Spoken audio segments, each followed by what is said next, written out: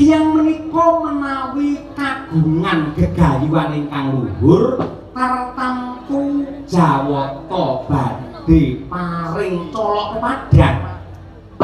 Buktinipun pratanipun Narendra Arga Bentar nenggih pun Hamsa menika mujudaken panguntun trontong pepajar tumrap kasidaning gegayuhan para Pandhawa anggenipun ngupaya Narendra hambek angkara murka. Nuwun sewu menapa Hamsa menika mangke badhe kinarya tumbal sesaji Raja Surya Koko Prabu boten. Nanging ingkang ngutus dhumateng Hamsa Narendra Giribajra pun Prabu Jarasandha.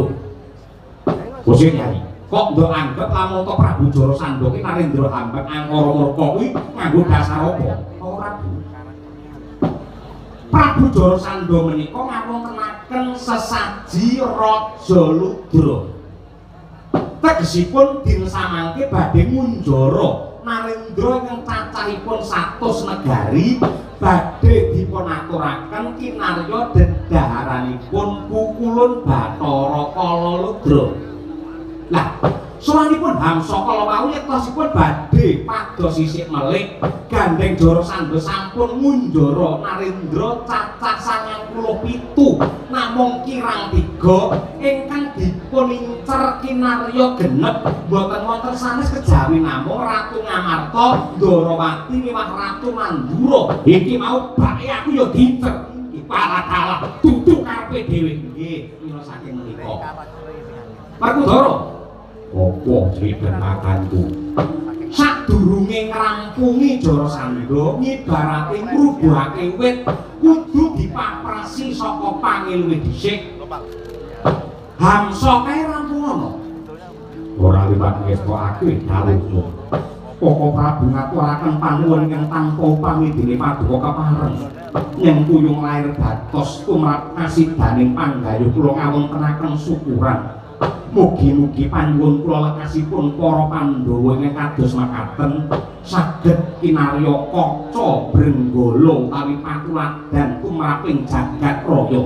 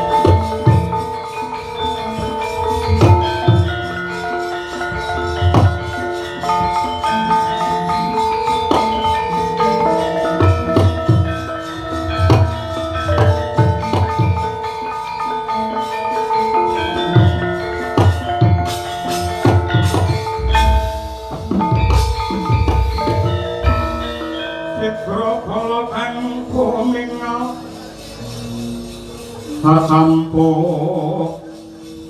samya medali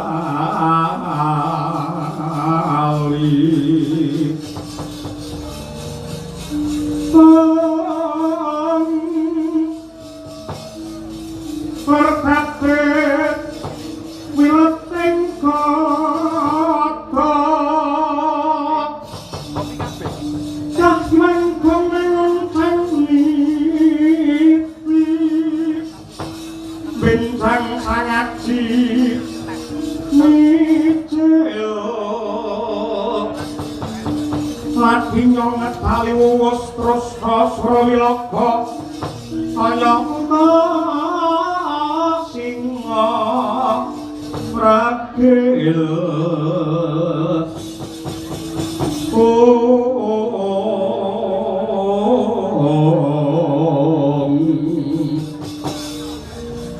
kaya buta singa ragil